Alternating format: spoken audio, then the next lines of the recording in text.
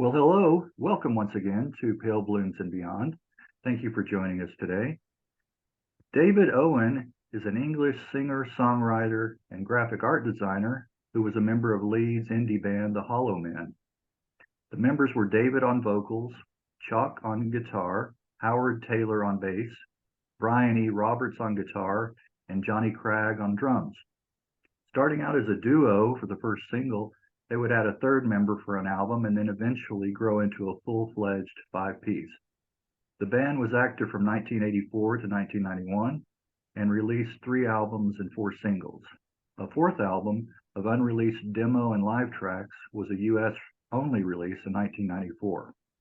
After the breakup of the band, David turned to his other love, graphic art design, incorporating his love for traditional English folk music with art.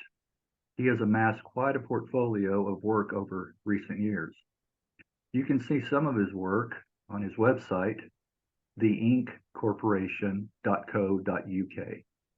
But David hasn't turned his back completely on creating music. Recent reunion with the Chalk and the FLK, Storm Circus, Band of Cloud, and Bonfire Hill with musician Rebecca Deniff attest to that. Well, welcome, David. Hello. Thank you for being here today. Thanks for joining. It's a pleasure. Well, take us back to the beginning. Where were you born? I was born in Leeds.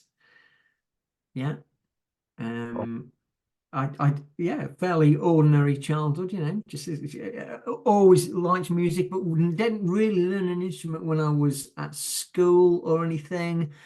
But loved music, but bought music from an early age. The first single I ever bought was actually Lindisfarne, Lady Eleanor. The first punk 12-inch I bought was XTC's Science Friction. First album I bought was Force Majeure by Tangerine Dream. So I've covered 3 kind of real wide bases there in terms of my early kind of likes, and so it went on. I was good at art and English at school. They were my kind of my best subjects. Yeah, that's a strange one. Lindisfarne. I mean, normally I think people, that wouldn't be their first choice. They would develop into that and grow into the love for folk music. But that's very interesting early on that you enjoyed that. What about, did you remember when you were younger hearing music in the house, being played in the household at all? Yeah, strange enough, I have a real dislike of jazz, and my dad was a big jazz fan, so maybe that was why.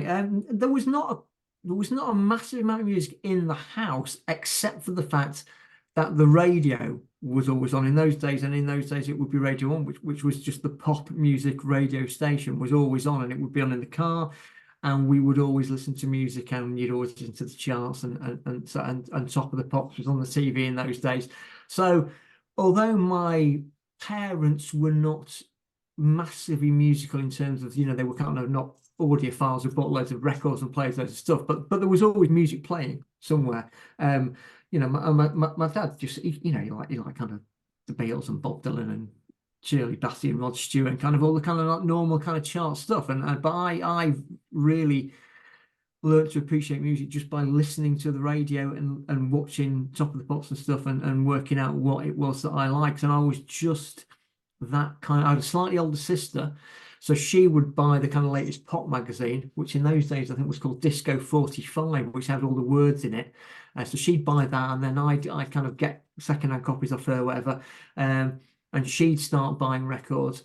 And then I was just at that age, at that kind of 14, 15, 16 years old, when punk rock happened. So I was just at that ripe age to suddenly go, hang on a minute, this is talking to me, and all that kind of boring music can just go over there, and I can just get into this, because it was there happening all around you. So that was obviously kind of quite great, and I really like that do-it-yourself. I was going to say aesthetic. That was really appealed to me, particularly because I liked art and I liked design, and so I liked all that kind of thing about how the visual language of punk rock really appealed to me. And I really like things. I like doing screen printing in art school, so those kind of like print your own t-shirts, make your own fanzine thing, that just immediately fed Folks, straight into, yeah. that was, I was kind of there straight away. I kind of really thought that I can just do this. I can do this. I don't have to kind of think about the fact that I need to be. I know a lot of people said that at the time. You don't have to have a music degree and you don't have to be Rick Wakeman to play the key. You can just pick up a guitar and learn three chords. And so it was a real liberating moment when that happened. Like I say, I was just at that perfect age, just too young to see any of those bands live. I was just a couple of years too young for that. Jock went to see the Sex Pistols. He's a couple of years older than me, and I think he had a similar kind of a similar moment in his own way when he suddenly. But as I say, he was a little bit older than me, so he did get to go to see the Sex Pistols when they played in Leeds. Well, you mentioned Chuck working in a record store. Is that the store that you would frequent and pick up? I Um, so I My parents, we didn't live in the centre of town. We'd moved out to the countryside, so I had to get the bus until I'd left home. I had to get the bus every day into work. When I first left school, I've just started work, so I was kind of 16, 17 years old, and I had to get the bus. And it was quite a long bus journey, sort of half an hour, 45 minutes, um, from this little village that we lived in into the centre of Leeds. And halfway on the journey, this kid would get on the bus every day, same time on the same bus with me every day, and he'd get on. And we were the only two people on the bus who were clearly very different and very alternative. And for weeks and weeks and weeks, we just eyeballed each other. He'd get yeah. on and we'd like look at each other, and you'd look away, whatever. And I think he says that he got on one day, and he said that I was reading a Yamaha synthesizer catalog. This is quite interesting. And so he just sat down next to me and started talking, because I think at that point he just thought, right, I've had enough of this. Let's get so we just started talking. At that point in time, he wasn't working in the record shop. He had a job in an office, but he was working, I think, on a Saturday in a little tiny shop called Jumbo Records in Leeds, which incredibly is still going Is after that all these years. It's a tiny record shop that survived the vinyl kind of collapse and the kind of rebirth, and just kept going and kept going, of course, and now he's doing really well again. And then so he went to work in the record shop, so he had that kind of real first-hand knowledge of what it was like working record shop when kids came in to buy records, and when the reps came in to kind of sell music in, and how that bit of the industry works. I was working as a trainee graphic designer in an advertising agency. And so I kind of understood how advertising works. And so between the pair of us, we had this kind of like we just kind of thought, this is a piece of cake, isn't it? Clearly, really, it's just advertising and it's just sales, and so we kind of figured out a master plan of how to. I suppose we did it the wrong way around. I think most people kind of start jamming in a band and making music first and then work out how they're going to. We right? came in the way around. We just thought, hang on a minute, surely we know what we're doing. Let's just make the record to Right. fulfill this Well, notion that we've got, I that was, surely being in a band and putting a record out, it's got to be simple. It's just a case of promotion and I would say you were maybe perhaps a step ahead of a lot of musicians, going about it that way, because yeah, the business side is for the most part, most musicians don't know anything about that. So, yeah. excuse me. Yeah, so I think you had a little edge maybe, Hmm. uh, being aware of that, you and Chalk, that side. Well, let me ask you about some of the other musicians and artists that you were into, as a teenager early on. So yeah, so I've mentioned the kind of records. So obviously I love kind of punk rock, and I love the Clash, and I love the Jam, and I loved, but then I liked Rush, and I liked Kiss, and I liked kind of weird kind of bits of heavy metal as well, and that kind of all those things that sort of melted together. I love Tangerine Dream and Kraftwerk and that kind of electronic stuff. So I had a kind of real melting pot of stuff that I really liked. When I left home and started work and started going out and about in town and going to clubs, Chuck and I would go. There was a club in it's called the Warehouse, and Mark Harmon from Soft Cell worked. He was the cloakroom kid who did the cloakrooms, and Yeah, everybody knew, and you knew Mark, and this is quite a well-known fact in the Soft Cell story. So, I knew Mark, and he lived around the corner from where I lived, and then suddenly, you go and see Soft Cell at these gigs, and then suddenly they're number one, and they're just massive across the world. And then the Sisters of Mercy lived in the next street, and I got asked. Um, because I worked in an advertising agency and I had access to print. They asked me if I'd help them out doing some design and some print work for them. So I ended up kind of working for the Sisters of Mercy and doing a few bits and pieces for them and design work along the way. And and we just became absorbed in the kind of lead scene of kind of stuff that was going on around us. And at the time, you don't really think anything of it. At the time, they're just these people are just the kids in the next street are in a band, Yeah. and the people you see in the pub are in a band, and some of them put records out, and some of them just play gigs here and there, and then some of them become massive. And we were just we were just a part of that. And yeah, that was yeah. And so I love the Sisters. I love the Jesus and Mary chain. I think they were the things I really, really love more than anything. I really like the Water Boys. Um, I like the Wonder stuff. We got to play with the Wonder stuff, and then we played with the Stone Roses. It was quite a remarkable moment because we'd put out a couple of albums and a few singles, and we'd kind of gone from being a two-piece to suddenly we were a five-piece, and we started playing a few gigs, which we didn't really want to do, but it kind of became necessary, and we never really intended that. And we played a couple of gigs with the Wonder stuff. Mm-hmm. And I think we played a couple of gigs with Ghost Dance as well. And we played a gig with the Lilac Time, which is a guy called Stephen Tintin Stephen Duffy. Duffy. Went on to Stephen. wrote he wrote Angels for Robbie Williams, didn't he? And then this agent we had rang up and said, "Oh, you've got this gig in London with this band from Manchester called Stone Roses." And we were like, "Yeah, okay, right, okay." So you've got to make this gig. And Brian, our guitarist, came from Manchester, and he said, "Oh no, then no, I went to school with two of them, and their road manager lives next door to me, blah blah blah." And so we went down to this. We didn't really know what they sounded like. We turned up at this gig in London, and they were really late. They were really late, and we had to wait for them because we were supporting them. We had to wait for them to sound check. And it was a tiny pub with about 50 people in it. But it was one of those moments when it was like your jaw hit the floor when the Stone Roses arrived, set up, and started sound checking. And it was one of those like the world is just everything's just changed. Yeah. Everything you're doing is suddenly it was kind of both. It was kind of weird because we were like everybody else. We thought, "Oh my God, this is amazing. These people, this is fantastic." And suddenly the same way that all the music press and everybody else got into stereo, so did we. We couldn't deny that how fantastic they were, and they were really nice people. We did 3 gigs with them over the space of about 3 weeks.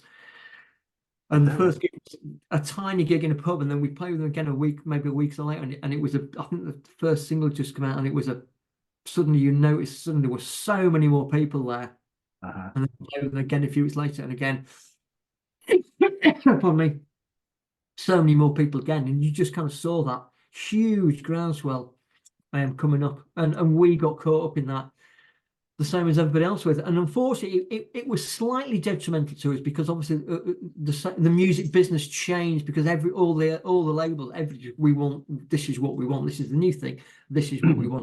Didn't fit that template.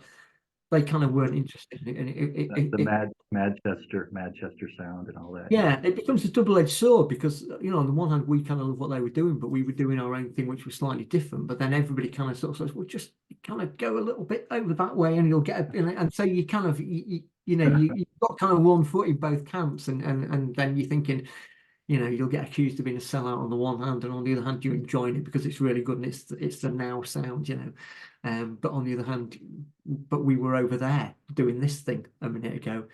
So it was a difficult moment that we just signed to a major label as well when that all happened. This kind of all happened in the same sort of couple of months, and it just becomes a kind of like swirling massive influences and people offering you money to do this, and so it was quite a hard moment in time that really for us. Although it was fantastic, playing with Stone Roses was fantastic. So You mentioned some of the playing some of the smaller venues, like you said, the 50. Did you enjoy that more intimate, or did you like the bigger venues? um it's not so much the number of people, it's whether the people are there to see you. Sometimes you can play in a tiny venue with 50 people. If they're all there to see you and they're all clambering on top of each other because you're the great, then that's great. You can play at a festival with us 5,000 people, but if only 50 of them want to see you and the other 4,500 don't care, then Yeah. there's no fun in that whatsoever. So Yeah. um you probably get treated better at the bigger, better venue than you do at the small one. But we played some fantastic tiny gigs. You know, really, you play some great little tiny places on the circuits, um, and then you play some really great big massive gigs, and they'd be terrible. And often you'd support bands who would be terrible. We played with Texas, and they were just really not very nice people at all. And you know, we played a gig with an early Blur apparently, so I understand. And you know, I don't even remember that. I was saying we played with the Stone Roses, and they were just really, really, they were the same age as us, and they were the same kind of people as us. You know, as I say, Brian, who went to school with Ian and John Squire, he knew them really well. You know, so often it was about, yeah, not so much the size of the venue, but the people running the venue, the people who run the sound desk and the lighting guy and the manager and the, you know, what the dressing rooms are like often can be more important than the size of the gig, really, sometimes. Well, let me ask you this: Were you the avid T.S. Eliot reader? Yeah, yes and no. Yes and no. We searched around for band names like you do when you start. I can't remember. We had loads of potential names that we didn't go for, and it was a song by the Cocteau Twins as well. There was a song by the Cocteau Twins called "The Hollow Man." I think that might be one of the places where we kind of got it from. The Cult had a song called "Hollow Man." Danielle Dax had a song called Big Hollow Man, I think, as well. So I think there was kind of those couple of things pinging around. So it just seemed like a good name at the time. Yeah, I wasn't a massive Eliot fan, but I was aware of his poetry the same as I was of other poets are also available. Yeah, and since then there's been a whole plethora of bands, Hollow Man, and Hollow Yeah, Man, Hollow Man. yeah. There's Yeah, an yeah. there was an Australian Hollow Men band who we found out about at the time because somebody gave us a vinyl copy of their album. They were in Australia, and then when we signed to the major label, the American label said, "Hey, you can come and play over here, but there's a Hollow Man over here." And we're like, right, okay, because then you hear about like the Mission that changed then into the Mission UK and the Charlatans, of course, because there's and so many people have run that before. As it happened, that it become an issue for us in the States, but it does for a lot of people. And yeah, and yeah, you're right. I mean, if you Google Hollow Men, there's a comedy troupe called Hollow Men as well, and there's loads and loads of things. So it can be quite hard sometimes to. I always sort of think that things now. Try and find a name that's not when you Google it, nothing else comes up with that name. Right. Thing to do now. You're Yeah. right. You're right. Well, so it was just you and Chalk playing on the first single, right? You brought in a session bassist, John Dean, Yeah. late. Yeah, no, it's Howie originally. Yeah, chocolate. Yeah, we were doing stuff in the we just like you do. You're writing and recording songs in the bedroom on a cassette player and trying to figure it out. We went into a little studio in Leeds and did some recording and did a few bits of demos and put out a little single. And then I don't even know how we knew Howie. I think Chuck had probably met him through the record shop. He was in another Leeds band called the Passmore Sisters. I think he was Yeah. in. Yeah, he was in there. And I think as we wanted to kind of expand the sound that we were making, I think we realised that maybe we needed a dedicated bass player rather than Chop trying to play the bass and the guitar. I think he was kind of thinking, let's get. So we got Howie in to come and play a bit of bass for us, and then you just got that slightly different dynamic comes in and sort of adds a little bit of an extra something to what you're doing. And then we continued like that for a little while with Howie playing bits and pieces for us, and then we were recording the second album, and we'd been using a drum machine, and we thought we'd like to get some live drums just to give it that kind of that again that slightly bigger sound that a drum machine can be quite restrictive. And Howie knew this drummer in Leeds called Johnny Cragg, who had tried out for the Cult and hadn't got the job, and Really? wasn't. Yeah, he wasn't drumming for anybody at the time. Yeah, I know he'd gone for an audition for the Cult, and then and so anyway, he came and played. He came down and played a bit for us on a few tracks. And so again, it was kind of one of those. It was kind of quite a casual thing at the time because we were in the studio and he was just, oh yeah, come on Wednesday and do a bit of drumming, and he'd do a bit of hang out. We become friends and whatever. And then as I say, before we knew it, so then there were four of us. And then we got to the point where thinking, well, maybe we should start playing some gigs live now. So then we thought, well, we need another guitarist. And so we got Brian in, who again was in the Passmore Sisters with Howie. And then before you know it, you've got to formalise things and have contracts and arrangements and pay and and then it becomes a whole different. You become Yeah. so we became a band, but we become a band from being just me and Chuck as the core of it. So it was kind of an odd way around that we did it. We weren't those five kids in the first place who'd formed the band and written the songs. Chuck and I had done pretty much all the work, and then got the other people in. And Yeah. so there was always a strange, um, Dynamic. yeah, I was going to say strange tension, but tension wasn't the word. There was a strange dynamic, yes, because some people had different amount of investment in the music and in the sound and in the image than others. Let me Um, ask you about your first time in a recording studio. Were you like a fish in water? Did you take to it real well, or was it a learning curve? um, a bit of both. Chock he was a couple of years older than me, and he'd been in a couple of little bands before I did. And he had quite a few bits of musical equipment, and he was kind of he had a bit of an understanding of how recording studios worked. And we had a friend called Carl who had a little kind of recording studio on the side of his house. I'll come back to Carl later in the conversation. It's worth it was funny shots. And we'd gone and done a bit of recording with Carl because again, Carl was our age and he was a friend of Chops anyway. So again, we learned a little bit more as you go along, and you kind of we were quite serious and dedicated. So we really paid attention to what was going on. We really concentrated on what was going on in the studio, how the equipment worked, why it worked the way it did, and whatever, and how it all did. So then we went into a slightly bigger studio in the centre of town called Line Studios, and the engineer there was a guy called Tony Bonner, and we hit it off with him straight away. He was a really nice guy. And Chuck and I had quite a weird way of working at that time because we were just two of us. We'd just write songs quite roughly, and we wouldn't have any kind of real idea of what we were going to do. And we'd just go into the studio and say, right, it goes kind of like this. And so we were kind of making it up as we went along. And Tony, he kind of seemed to really like that way of working with us. And he facilitated us to work like that. And so he'd contribute his bits and he'd go, oh, look, there was a band in the other day. I remember he said they had this amazing electric guitar effects pedal. Do you want to have a go on it? And then we had this big muff pedal. And it was like, I want this right. That's brilliant with you. And so that's kind of how we learned how we went along. Chuck particularly really he really got into it. I mean, obviously he later became and is still a kind of big music producer, because he just completely loved it. And we really had we would really kind of like think, okay, how can you push it? What can you do in the studio? And what kind of sounds can you make that you can't make at home?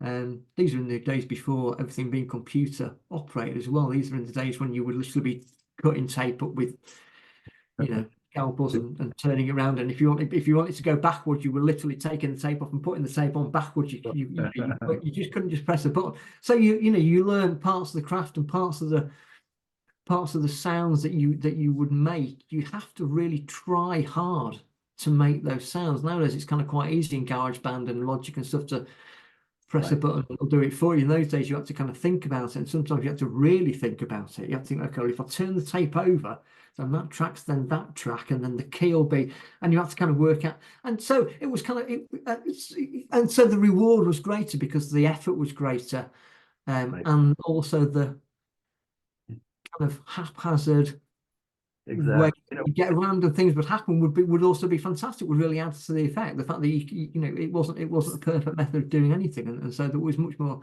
So yeah, we loved the studio from the first minute. I think Chuck and I would have probably remained as a studio only band if the circumstances hadn't dictated that we kind of needed to start playing live gigs and that kind of thing. I think we were quite happy just sat in the studio doing I stuff. think you touched on something there that I think, like you said, you appreciated it more, the work that you put into it. And now it's just a touch of a button, with the home studio. Same kind of thing with buying vinyl back in the day. You were so excited about going to the record store and Yeah. searching out the artist and then getting and reading the liner notes and putting the vinyl on the for the first time. And today it's just all it's there. There's no work into Yeah, it. if you were in a studio and it was an 8-track machine, you only had 8 tracks to record on, you had to make 8 tracks count. Nowadays on a computer program, you can have hundreds and hundreds. And Unlimited. just because you can have hundreds of tracks doesn't mean that you should. And that's the thing. And it's the same with vinyl and CDs. Because Yeah. you can get 80 minutes on a CD, let's make an 80-minute album. Like, well, why? Are all 8 minutes going to be worth? Are all 8 minutes going to be worth? No, I don't think they are. You're on a vinyl album. You can only have 23 minutes aside, so you've got to make it count in that. So I think sometimes that unlimitless um, computer programs and time and space of things almost makes people. It sometimes dilutes what people do, and sometimes I think you need to kind of refocus. And you need to kind of restrict yourself.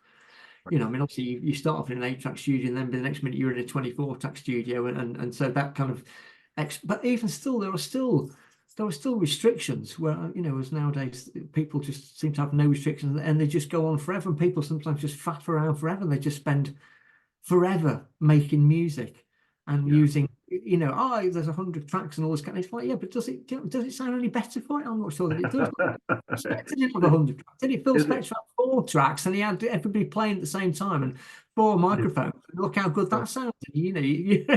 So Quality over quantity. That's what I think. yeah, absolutely, yeah. Yeah. Well, let me ask you a few of the early tracks. And one source, shows released on Dead Man's Curve, and then other Evensong. Is that one and the same? Or No, so we put out our own first single, our own first couple of singles. Shock and I put out ourselves, paid for ourselves. In those days, you could get records pressed, and you could go to the local distributor, which in those days was Red Rhino in York. yeah. And they had a thing called the Cartel. So all the little independent shops like Rough Trade and whatever, and all distributed the records between themselves. So you could do that quite easily. It was a very simple process. So we did that for the first, and obviously Chop working in the record shop, he understood how that system worked. And obviously we knew other Leeds bands, and everybody used that system. So we put out a few things ourselves, and Evensong was our label. But as is always the way these things, everything costs money. And we came to a point where we just had no money on one occasion. And a friend of ours, again, is somebody who's going to come back round in this story, a mate called Pete Bingham, who was a friend who lived around the corner. Pete had a second-hand record shop. He was a record buyer and collector of collectible vinyl. Right. And quite unscrupulous and kind of quite sharp one at that. I mean, he knew the value of vinyl and what was rare, what was collectible, what he could sell. So he was one of those people who bought and sold vinyl. And Pete, he was always putting little bits and pieces out. He always had little bits of money, and he was quite a good friend of ours. And he said, "Oh, I've got a little label. I'll put out on Dead Man's Curve, which was sorry, oh no, he wasn't Dead Man's Curve. He was Blind Eye. Dead Man's Curve was a label run by a guy who worked for Sounds music magazine called Dave Henderson, who Okay. who now runs a music podcast, the name of which I can't remember right now. I exchanged a message with him recently. He was a journalist who worked for Sounds music magazine, and he'd reviewed our first single, and he'd really liked it. And then I think I'd written him a little thank you note saying thanks for the great review in Sounds, and then he'd written me a note back saying I've got a little label if you want to put an album out, and so he put out the first album on his label, which gave us a real kind of like jump along the kind of Oh, I along the wonder if he was a Jan and Dean fan. I Dead don't know. Yeah, Dead yeah, Dead Man's Curve. I just thought of that. Throw that yeah, out. yeah, yeah. And he's Well, still around. Yeah, he still, as I say, he still puts stuff out. And he has a little music podcast that I was saying. I can't remember the name of it now. yeah. Well, you mentioned earlier you being influenced or being into Mike Scott and the Waterboys. Yeah. Golden Ivory. That's got to be influenced by the Do you know what? Waterboys. I think that I'm going to say I don't think it was, because I think that was possibly even before I got into the Waterboys that we did Golden Ivory. Actually, I think it was much later that I kind of got into the Waterboys. I discovered the Waterboys quite late on, realistically, in the Waterboys timeline. Yeah, I did too. I did. Yeah, it No, reminds listening to it. It reminds me of yeah, what he was yeah, doing. no, yeah. I can see why you say that, but I don't know if it was. I think it was just one of those things. I say, I remember we'd gone into the studio with barely any idea. We'd booked some studio time and went in with just a kind of, we've got a verse and a chorus that sounds a bit like this, and another bit that sounds like that, and Tony would just, who was the engineer, would go, well, let's try this and let's try that, and here's a guitar that somebody left in from another session. It's a 12 string. Try playing it on. Oh yeah, it sounds great on that. And that was the way we would very much. We didn't really have the band. I've got to tell you, so the band who Chuck and I loved the most and whose sound we tried to emulate the most was the Church from Ah, Australia. right. Yeah, I can So hear. I can so hear them. so Seance and Heyday and then Starfish would have been next one. And so Seance, I think, was the album that would I remember chucking around with it going, look at this album's just come out, I've got it in. And we were just completely blown away by that album, by Seance, and we would just play endlessly. And I think that was the sound that we wanted more than any other sound. The sound that the Church had on Seance. And one of the reasons we signed to Arista when we signed our major label deal was because Arista had the Church. So I met Marty Piper many years later. I did some work with him. Years later, and I designed a sleeve for the Church, which ironically never got used, which was one of those kind of massive great regrets in my life. Yeah, Marty Wilson Parker said, can you do a sleeve for the Church album? And I was like, yeah, great, I'll do that. And Right. then it ended up not getting used, and it was just one of those which Was was the track Constant in Opal? Was that on Seance? Constant in Opal. no, I don't think that might be on Blood Crusade. I think that might be. Okay, that was one of my favorites of the early. But that time, yeah, but Blood Crusade and Sounds, I mean, that era, Church, then Heyday, with Yeah, that kind of like early psychedelic indie rock era, it's yeah, just that's fantastic. some of their best stuff. You're right. You're right. Another track that I really like, nice single, "The Drowning Man." I like. Yeah, I think the keyboard in that is what really makes that song. I like that. it's that was that I think that's the moment when you write that one song that suddenly things change. I think that was the song when people suddenly went, "That's a great single. That's a real kind of it had a kind of it had that love." And again, that's a real. If you play Heyday by the Church and play Yeah, the Drowning Man, you'll hear that piano riff in the Drowning Man's in yeah, Heyday by the yeah, Church.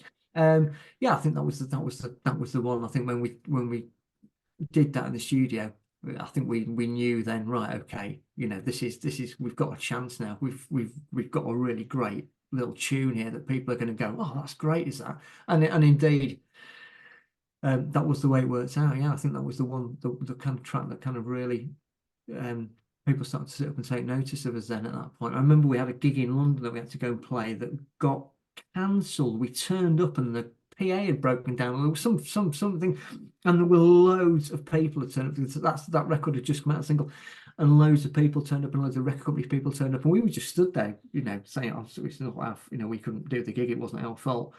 Um, and it was one of those moments where it was the kind of the gig that never happened that turned out to be the gig that people were desperate then after that. The next time we played, suddenly there were loads of people, there were loads more yeah. because that frustration of not being able Right. to see the band, it kind of works in our favor. And I remember Right. that being the Drowning Man Kind of being a kind of a inadvertently a good promo ploy. yeah, I mean, yeah, I it mean, was, yeah, you yeah, it didn't is, mean to. Yeah, yeah. yeah, yeah. When I spoke with one of the guys recently, he was talking about taking their equipment and all of that to a gig, and the doorman didn't realize they were playing. And he said, "Oh, really?" He said, "Yeah." I said, "Well, that would be a good, even if you're not playing somewhere, just take your equipment there and then see if you can talk the guy into it." I think that's how Oasis got that gig that they got signed up for Armageddon. I think they were not on the bill and had managed to There you blag go. their way into the gig and Yeah, managed to yeah. support Convince one them. of those ridiculous stories that you think's too good to be true. But I think that was what happened with them, was it? They managed to Yeah, I think almost you're right. blag some ridiculous support and ended up being at the right place at the right time. There That rock and roll stories are made like that, aren't they? Yeah, be a lot of heavy lifting for a while, but yeah, yeah, yeah, yeah. you never know. Well, generally speaking, you talked earlier a little bit about working in the recording studios with the band, the full band. How would the sessions usually fare? Uh, it's weird because as you go on, when it was just Chuck and I, we just sit and build things up slowly. You know, we'd kind of work out a rough arrangement, and we'd, you know, put a few drums, and we'd just piece it together piecemeal and just kind of go off on tangents.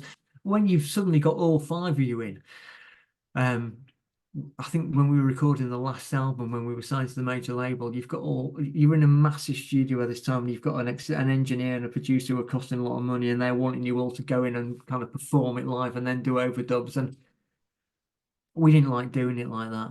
You know, and you ended up doing it again and again and again and again, and you just lose the feeling. And I think I remember when we were recording last album, Chuck and I would be sat having conversations ourselves separately, saying we're just going to walk away from this and go back to that 8-track studio and it's just the two of us and just kind of sit and just, because that's how we just got to this point thinking this is not the way to record what we want to do. How we want to do it. I don't think we liked the I think we liked making it up as we went along. We liked that kind of like, we liked writing the song either in the studio or the night before, and just kind of seeing how it kind of came together and how it felt, rather than writing it and rehearsing it and practicing it and working. I mean, I know that works for some people and it works for some songs, and sometimes that does. But we knew we'd end up in the studio jamming as a full band and trying to work out a definitive and it's just,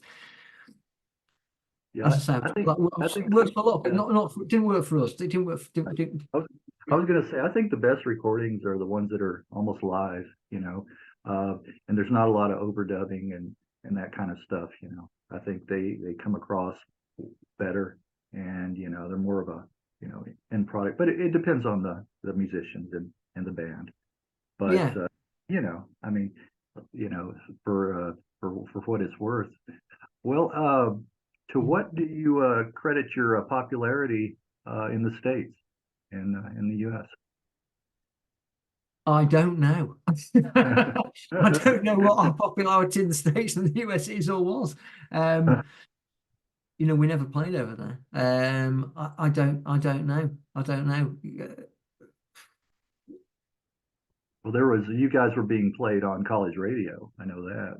Yeah, I know. It's quite weird because when you sign to a major label, you get, and then the American label picks you up. I got flown to New York to come and meet Clive Davis at Arista, and you get people coming into offices going, "Hey man, you're the 15th most added on," and you're just looking at thinking, "I've got no idea what you're talking to me. What does that mean? That doesn't. I've got no idea. I don't know what that means." And so they would come and tell you all these amazing facts and figures, or they would say it in a way that you thought they were amazing facts and figures, and maybe they were. I don't know, because we didn't really seem to see the benefit of that. Now that was partially for a couple of reasons. Firstly, at the point in time when we were signed to Arista and I came over to America and the album was coming out, Arista was being folded back into BMG, and then BMG was being sold to Sony. So the kind of record company was kind of falling apart around us. I think we didn't really kind of know that, but it was happening. Kind of, the machine was, everything was changing kind of around us. And we were having the kind of internal band problems that you have when you've just been in a band together with all those people for all that amount of time. I think from the minute we'd signed to a major label, Chuck and I wanted off the label. All the reasons that they gave us for signing, the things that we'd done some fantastic little promotional campaigns for our singles. We'd done some great videos. We'd done all these kind of things that they were like, "Oh, we love the way you've done all this stuff." Then they sign you and you say, "Okay, can we do these things now with a bigger budget?" They went, "No, you can't do that. You've got to do this." And we were like, but you sign, that's so there was this kind of immediate tension, and you end up in a situation where they then throw loads of money at you, which is quite hard to resist when you've been in an indie band and you've not got a lot of cash, and suddenly you've got a lot of money, and you're in a really lovely studio with a really lovely producer and an engineer, and you're it's residential, so you're there for like 6 weeks, and and these are double-edged swords, because on the one hand, that's great, and you've got time to get into it, and you've got time to explore these things, and you're not getting rushed. But on the other hand, you become a bit complacent, you become a bit lazy, and you owe a lot of money to the record company, and the record company start exerting the pressure on you because they want the money back. So you end up in quite a difficult situation, and then those tensions start to fall within the band, especially when the people Chock and I, it was our band and we were driving it forward. And when we start to become despondent with the situation as we did, um, it was difficult to kind of keep the momentum going for us. And so all these things kind of started to kind of all kind of come into play at the same sort of moment in time. As I say, the situations with the music business and Arista and whatever and whatever, and it's like you've got your option coming up. Are they going to re-sign you for the next album, or are they going to collapse? And we are unhappy with the way that we're being treated by the record company, and and the way that we are with each other in the band, because tensions start to nerves get frayed when you're just with the same people all the time, and Yeah. things as well. So I don't think we really had a fair crack of the whip at the States, just because the way that circumstances worked out. That's just the way it is. It's not. I'm not. Things could have been different, but they weren't. That was the way it was. So I don't know. I don't know. Maybe people just really like the kind of, yeah. I don't know if people in the States loved us and they love that kind of indie pop vibe that we had, and they love that ridiculous video on the Magic Roundabout set and whatever. Then that's great. That's great. Well, It never really fed back to us as much as it maybe could have done, which would have been lovely. yeah, well, you brought up a couple of three things I wanted to talk about too, about the videos. Now, you were the one behind the videos for the band. Did you enjoy doing that kind of work? Yeah, we did. Yeah, we did. We did. When we first started making videos were expensive to make. They were expensive. It's not like now. You can't just pick up your iPhone and point and shoot it. In those days, you had to have like specialist cameras and specialist machines and specialist editing equipment, and it was expensive. And so making a video cost a lot of money.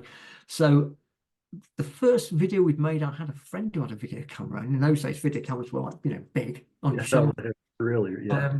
And so I managed to borrow a video camera off a friend, and we'd managed to make a little video at home in our basement, filming the band. And because I worked for an advertising agency, I knew a guy who had a video editing switch. We managed to get a bit of downtime. We managed to do an edit and a few copies.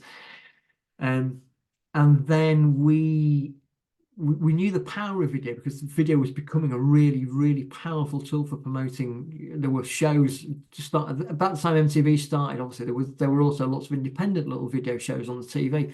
So we knew the power of making a video, and so we came up with. This might be a reference lost on Americans. But there was a kids' TV show called The Magic Roundabout, which was a children's puppet animation show, Okay. which was shown for younger age children. It was on at the end of the kids' TV session before tea time news. It was like a little 5-minute program. It was just in that slot. And originally the program had been French, and then the BBC had bought it and they got somebody to overdub it, and they hadn't overdubbed it by using the same French story. The guy who'd done the overdub just thought, I think I'm not interested in I'll just write a new story to the animation that they've given me. So it was quite surreal, was the Magic Roundabout. It had a little dog and a little girl and a little roundabout, and there was a rabbit who played the guitar. It was called Dylan. It was quite surreal, and it was just a little kind of. But anyway, but Chuck and we'd been massive fans. We'd loved our kids' TV. We'd loved this one program, and it had a great set.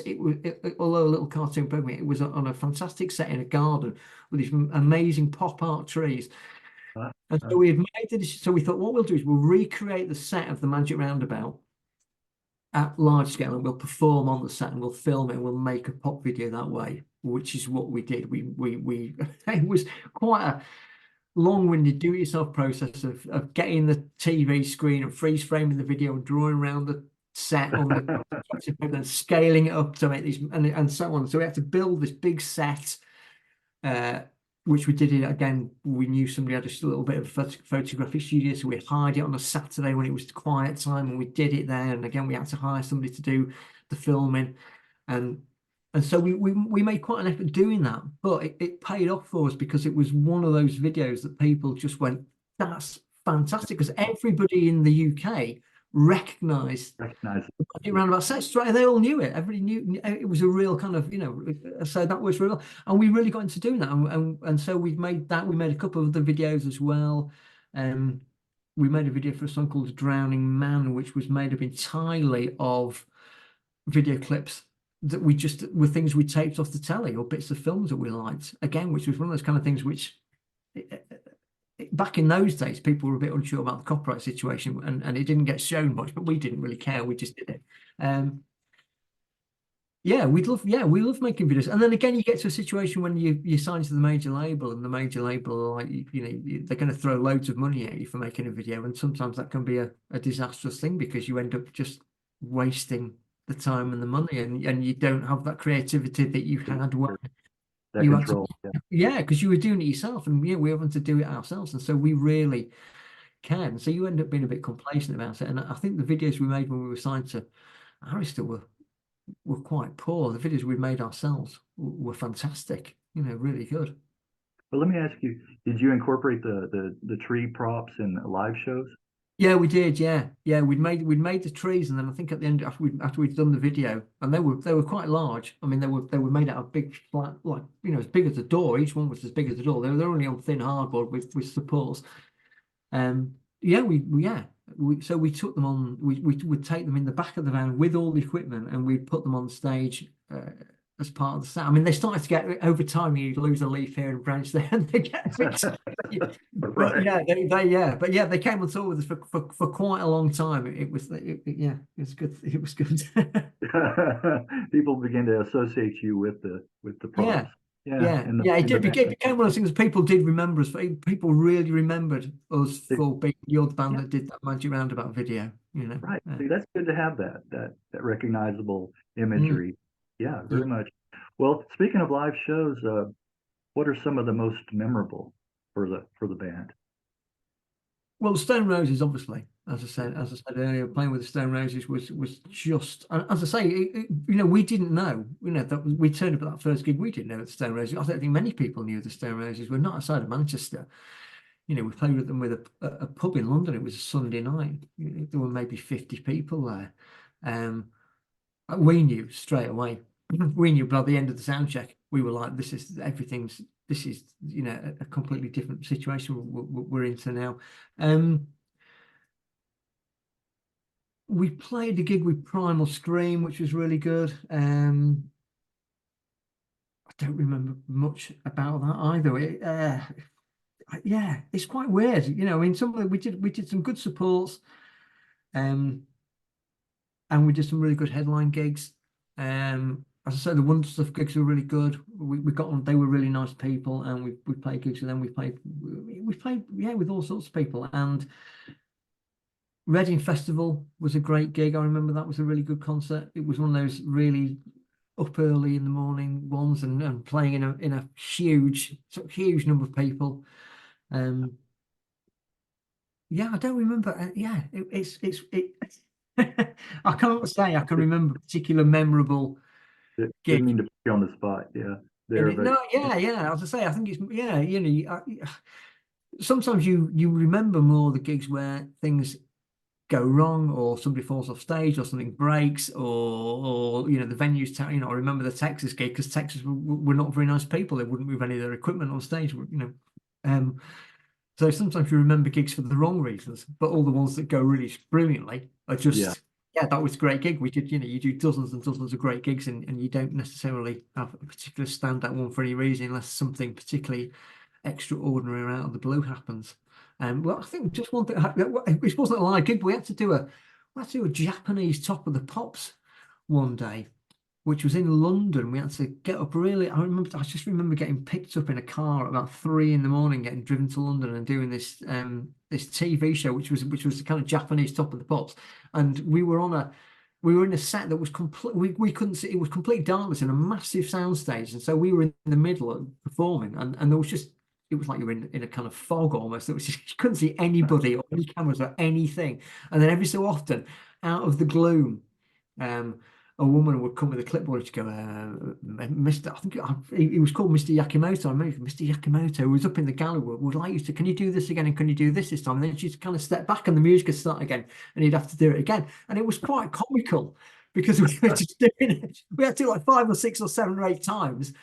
And every time you do it and you perform it, and you think, no idea who I'm performing to, because I can't see anything. We're completely surrounded by blackness on this massive soundstage, and this woman would appear and say, "Mr. Yakimoto says so." And we did, and it was kind of really funny. And then we all went back to the dressing room, and we were getting ourselves together to go, and then another woman came in and she had a clipboard and she said, right, well, can you sign your release form? Uh-huh. Which means you've given your sign your rights. And we were signing recently, and she'd signed, and then she gave each of us a check, and these checks were for like a massive amount of money. And it was one of those kind of, we were like, what is this?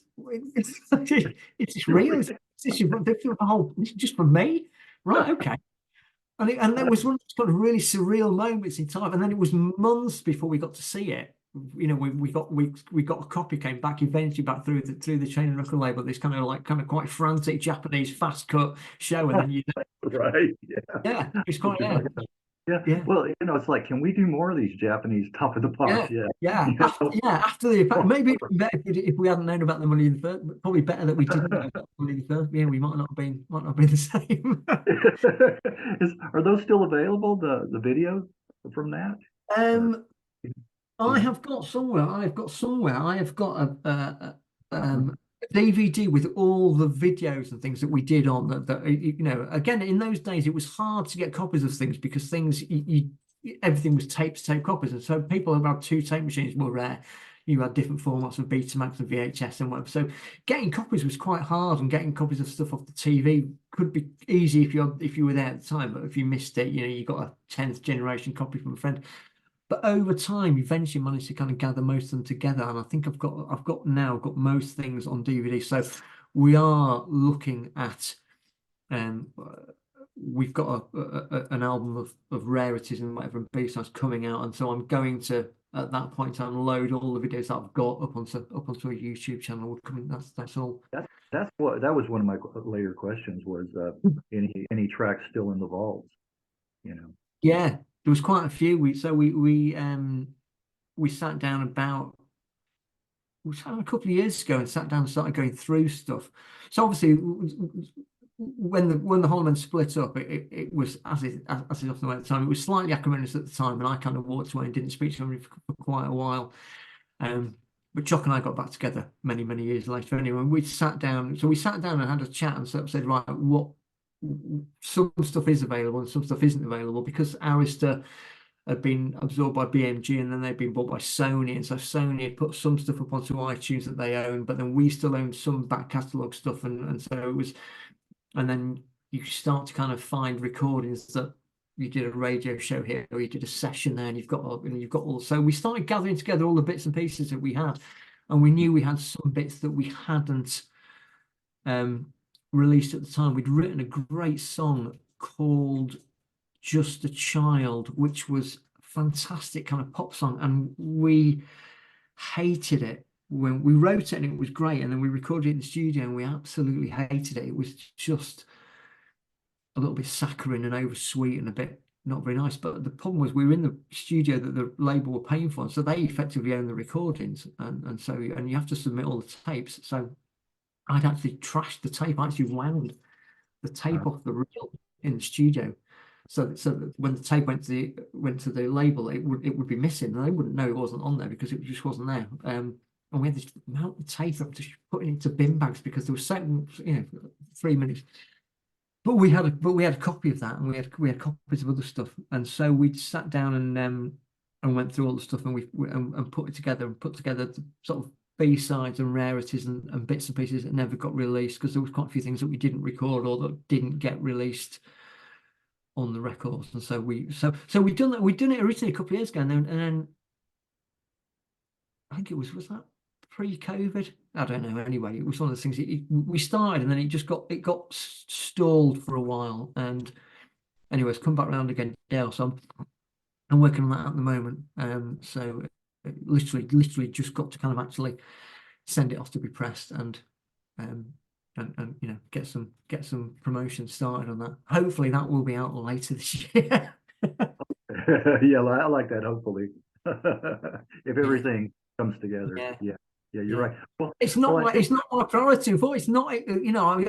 I'm doing other musical things. And I say as much as I want to do it for so many reasons.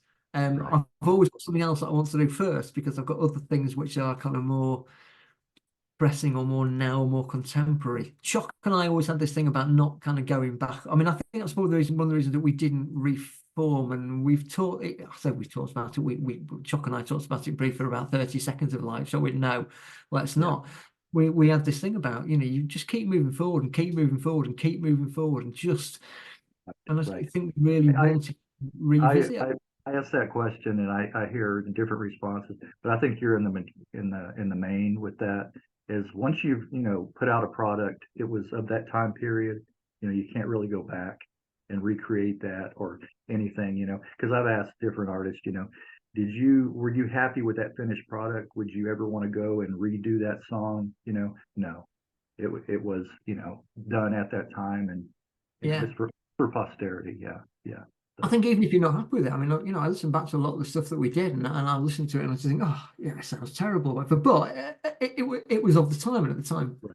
it was correct and it was right, and people loved it, and we loved it at the time. Now, of course, I look back and I think, well, yeah, but that's I try to, but I don't want to be personally, I don't want to be recreating it or going back and revisiting any of it or anything. As I say, I think we've moved on and done. I'm a different person now, and Chop's a different person. And we make different music, but we still make music together. So I suppose you could kind of questionably say, is the stuff that we still do, is it still the Hollow Men? Well, in some ways, yes, it is because it's still us, but Yeah. it comes under a different name because we're coming at it from a slightly different place. But Yeah. Well, before we move on to that, what you're currently up to, I did want to mention Cresta.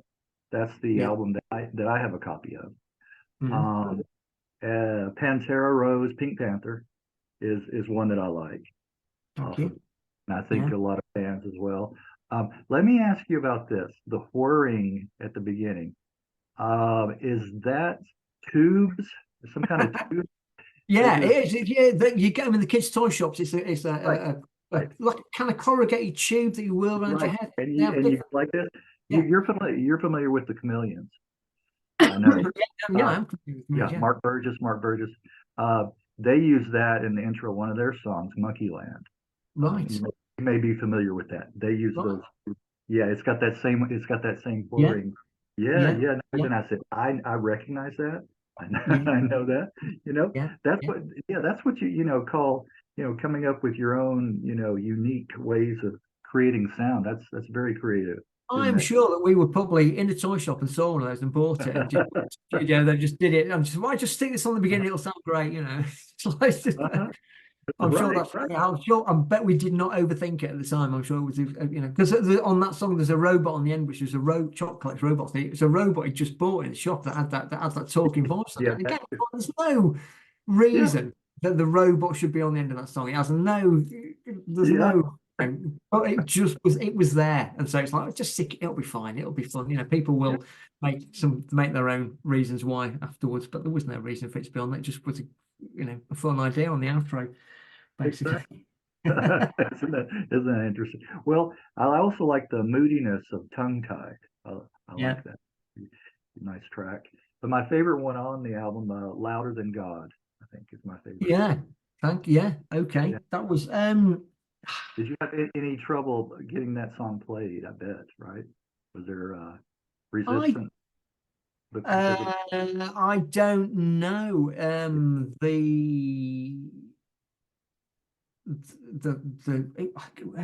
Okay, where did the lyric come from? Is it John Betjeman? I can't remember where the lyric comes from. Now it might be John Betjeman. Um, no, I don't know that we did, but I think if people read into it too much, they might have considered that there was. sharpen your knives, sharpen your knife? Yeah, Yeah, yeah, yeah, yeah. yeah. That Um, that was. I think that was when Brian had joined the band. I think it was the first song that Brian and I sat down and wrote together, and yeah, we were really struggling with it in the studio. I don't remember we were finding it kind of hard to get a kind of good feel for it. I think Brian had sat down and just done all those kind of harmonic kind of Beach Boys vocals on it. yes. One I think which kind of really made the song. Designing the record sleeves. Now you Yeah, did a lot of that work for other bands, uh, as I well did. as as well as the Hollow Man. I You did. must, Yeah. yeah, you must have enjoyed doing that. I did. Yeah, I loved. Ever since I was a young teenager, there was a book came out by Hypnosis, the famous record sleeve design people. I think it's called the Album Cover Album.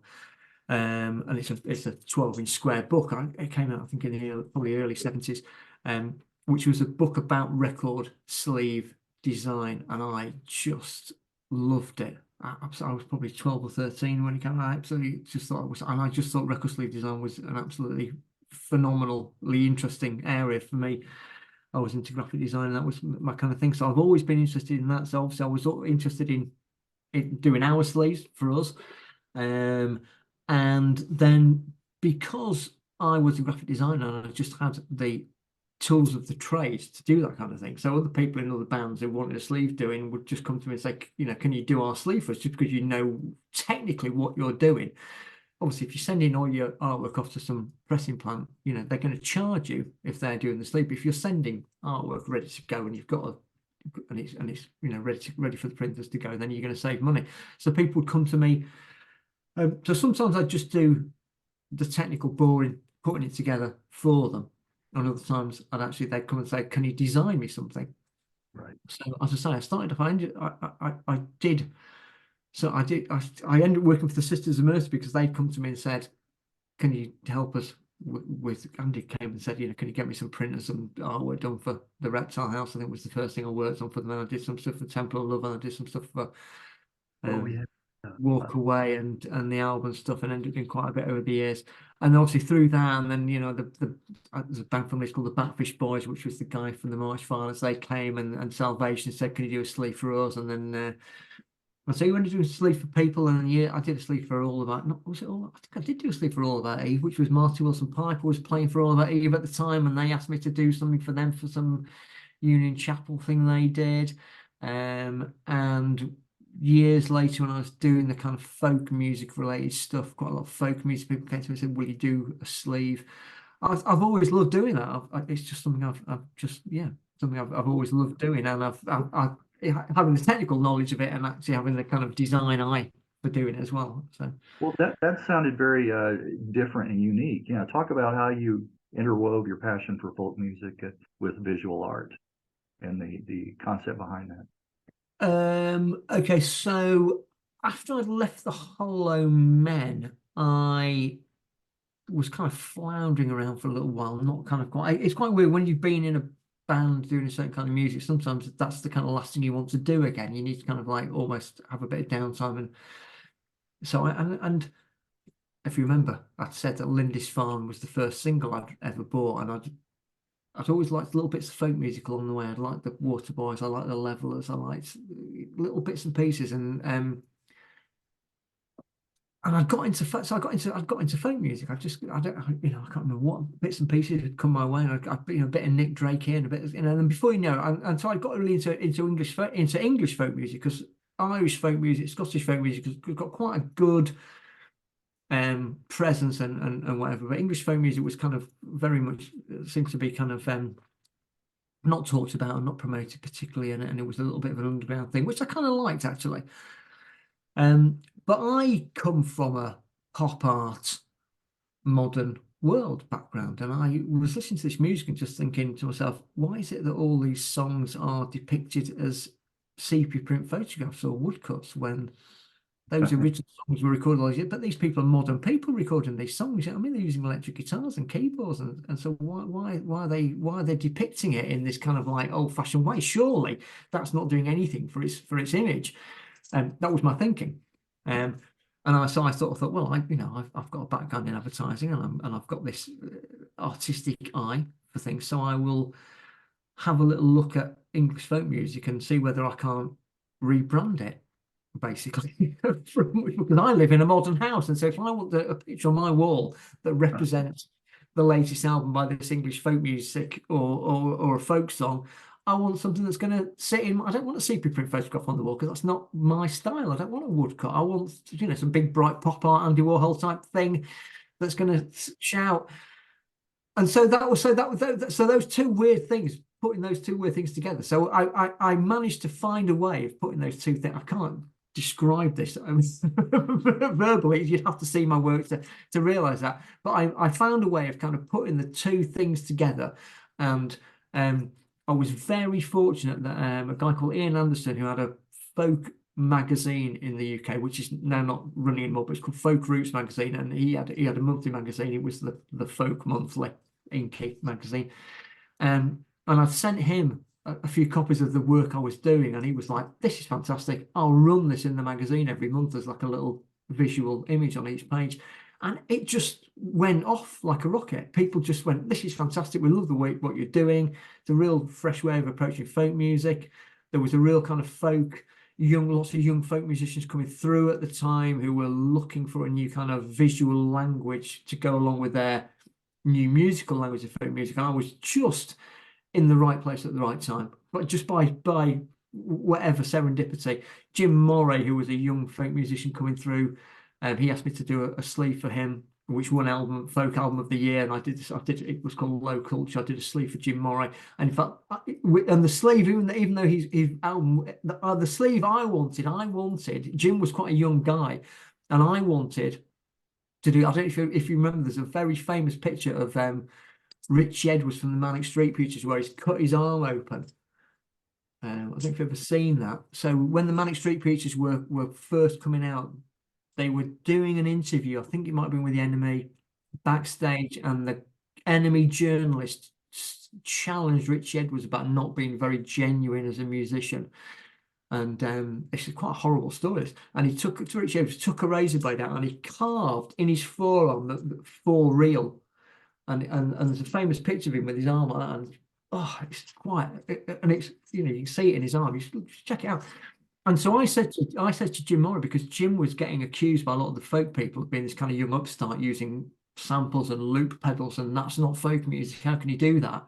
Anyways, but so Jim was getting a lot of grief about not being a kind of real folk musician, and there's this big thing in folk music about music being traditional arranged, tradar. It's called tradar. They say, is it a traditional song? Have you arranged it? And so I said to Jim, why don't we just carve tradar in your arm like Rich Edwards and have that as the cover? And he was like, I can't use that as the cover. People going, but being the person that he wasn't, he sent me a photograph of him, and he did it with marker pen on his arm and did it, and he had a shirt on that he recreated the picture perfectly, and then I retouched it up so it looked like it was. I really want to use that as a sleeve, but that was the kind of place I was coming from, and I was lucky that the younger folk musicians at the time were really receptive to that, and it just, I got asked to exhibit at the big folk festival, Cambridge Folk Festival, so I did loads of graphics that all went all around the site, and I sold prints and posters and t-shirts, and it just was one of those things. As I say, it was the right place at the right time. Right. I I had a think bit. that's played. I think the serendipity, has played in your life a couple of times with the music Yeah, early on, and then again, with the graphic art. I yeah, think it's kind of, you've been in the right place at the right time. yeah. So that's, timing is so much, yeah, and especially in music. Yeah, yeah. Well, go ahead. I didn't mean to interrupt you there. No. So, well, I was going to say, so that was always doing. I did that for quite a few. I was doing it for quite a few years actually, and quite successfully. And then I kind of started thinking to myself, surely there should be somebody else doing this, not just me. How come I'm But the only person? Surely there should be some young whippersnapper coming up who's doing this better than I am, but things run their course, don't they? Sometimes, and you just kind of think, okay, I've done this, and this has worked out really, really well, and I did a great big exhibition in London to do with Morris dancing, which was a much maligned and kind of comical. Some people see it as comical, kind of English folk kind of thing. And about this time, Chalk got back in touch with me. We hadn't spoken for 16, 17, 18 years since I'd walked Hey, away let from. me stop you real quick before we move on to that. I did want to hear about your work for the English Folk Expo concerts at South by Southwest Oh yeah, yeah, in yeah. Austin. Yeah, I wanted to hear. Of course, that's down the road from me. I want. They I, So it's the is it the British Council who do it? I think it's the British Council, yeah. The British Council, which is a funded organisation in the UK, they would take various English acts over to America, to South by Southwest, Yeah, yeah, as part of a promotional tour. And they'd taken Amy Winehouse over, I think, a couple of years previously.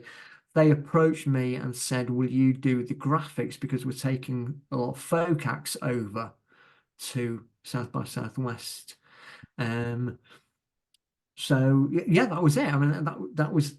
I didn't get much of a brief apart from the fact that, you know, how can you represent English folk acts, and the thing that we came up with was kind of like this kind of classic English product packaging. So it was like sauce and mustard and famous English beers, all the kind of packages, but the labels were all redone, so they're all South by Southwest themed for the English Folk Expo that went to South by Southwest. I think the Unthanks are one of the bands who went. The Unthanks are now yeah.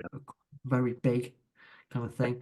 That's a Um, big deal. That's every March. That's a big deal. Did you get to go?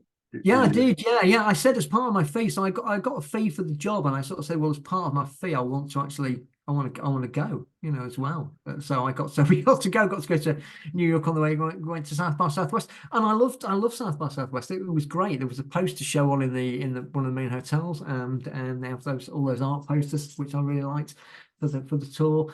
Um, yeah, yeah, it was great. Got to go see lots of stuff and just hang out and yeah, it was great. Very white, though. That was one thing I did think. Right. Did you get to go up and down Sixth Street or see any of Austin while you were there? Yeah, yeah, yeah, yeah. Yeah, Because you definitely, well, how many days is it? 3 or 4 days, isn't it? So yeah, yeah, you wander around aimlessly into. We all have passes, so you wander around aimlessly into a yeah. gig here, a bar there, and a restaurant there, and you know there was a couple of things I had to attend that were part of the British Council thing, but the rest of the time it was just you just hang out and do your thing. It was great fun. Yeah, I really enjoyed it. I'm not so sure that the work I did for it would have been my first choice. I think it was what they wanted though. It was what the British Council wanted. Uh, so Right. Yeah, well, for what it's worth, right? Yeah. yeah, You enjoyed that visit, yeah, I brief did. visit. Yeah. Have you been back to Texas any other time, or was it? No, I haven't. No, that was the only time I've been. Yeah, no, the only time I've been. No, Yeah, you'll no. have to come back sometime. Well, when did you get the idea, or the idea strike you for the Inc. Corporation? About the time I started doing the folk artwork, I had obviously needed an outlet for it. So because I realised quite quickly on that selling prints and t-shirts and badges and stickers of a lot of stuff I was doing was I would say quite lucrative, but obviously I never really made that much money out of any of it. But I needed an outlet, so the Inc. Corporation was the name that I had come up with.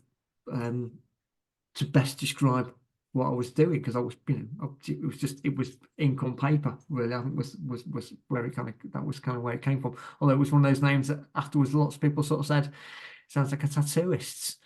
So I'm not sure whether it was the right thing to do there. It also it made it easier for me to. I've often wondered whether it was the right thing because you end up with loads of websites and lots of different names for different projects you're doing. And I sometimes think, would it be better if I just had one thing under one, because I've got Right. the English voice, then you've got the Hollow Men, and then you've got this, and you've got that. And before you know it, you've got all these different platforms, and you end up trying to promote these. And I sometimes think, should I just kept it all under one name? Should I just? But unfortunately, you're a long way down that road before you realise that. You know, I was a long way down the road before I realised that I had about 6 or 7 different websites with different names for different things that I was doing, which on the one hand makes it slightly easier and more convenient. On the other hand, um, it makes it harder. I am now trying to kind of reclaim all those things under one name at the moment. One umbrella. Yeah. Mm, Well, now we can talk about you and Chalk forming the FLK yeah. and talk a little bit about that. So when I'd left the Hollow Man, which I won't go over all that because it was just one of those kind of, I just it run its course, and I just had a moment and walked away. And maybe I should have just said, you know what, I'll go on holiday for 6 weeks or 6 months and just have a bit of a break from it. But I didn't, and I just kind of walked away from it all. And everybody else went on and did other stuff. So Johnny went to America and formed Space Hog, who were massive. He did really well. Johnny, our drummer. Mark, who was our road manager, went off and worked for Supergrass and now is one of the top world tour managers, works for all sorts of famous people. Howie, the bass player, did various bits of music, and then he manages UB40 now, of all things. And Brian, who was quite a guitar player, went off and did guitar teching for people. I think now he guitar techs for Fleet Foxes, amongst other people. He does really well for that. And Choc went and set up his own studio and started producing stuff. And he formed and produced an act called Black Star Liner, and they got a Mercury Prize nomination, I think in 1999 or 2000, I think it was. So he did really well, and he ended up working with Dave Ball out of Soft Cell and Richard Norris and The Grid, and he did things with Lily Allen. He did all sorts of things, but he did really, really well for himself. He signed to, I think, Fergal Sharkey's label, I think. But we hadn't spoken. I just walked away, and I'd literally just walked away and thought, I just can't do this. And then it's must be like 15 more years later, just rang up one day, and he was managing a little band called Maya, who were really, really good. And he was managing this little band, and I was living in Whitby, which is a town on the coast, and he was living, and he just rang and said, I'm looking for some gigs for this band. Is there anywhere they can play? And I was like, oh yeah, okay, I'll put you in touch with somebody or whatever. And so subsequently, a couple of weeks later, they're playing in town, and he's at the gig, and so I turned up to go and see him, and it was like I hadn't seen him for a week. It was like, right. 18 years have passed. Oh, I mean, sat down and had a chit chat, and obviously a lot of water on the beach, and it was quite, yes. And I just kind of, we sort of said, right, do we need to discuss any of what went on? No, we don't. Let's just get on with it. And I went, right, okay, well, I've got a great idea for making a record. Are you in? And he was like, yeah, okay, well, I'm in. What is it?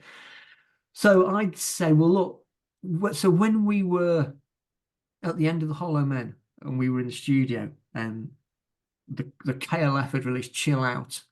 Yeah. With the cow on the front, with the sheep on the front, sorry. And we had absolutely loved it. We had played it on the big speakers in the studio late at night, really loud in the dark. It was because it's such a phenomenal piece of music. And I got to know Bill Drummond from the KLF quite well, because our press officer, when we were in the Hollow Men at Arista, was their press officer, a woman called Sally, and she worked for us and she worked for them. And so a couple of times I had to go meet her, and I had to go meet her at the KLF's offices on one occasion. And there was another time I had to go to Top of the Pops because they were on Top of the Pops and she was there. So she's like, just come and meet. So I'd ended up meeting Bill a few times, and Jimmy. And obviously we were very aware of the KLF because everything that they were doing was going on around us, and we'd seen their really right from the very really early 1984 album, and them defacing billboards and all that kind of stuff. And then suddenly they're on Top of the Pops, and they're massive.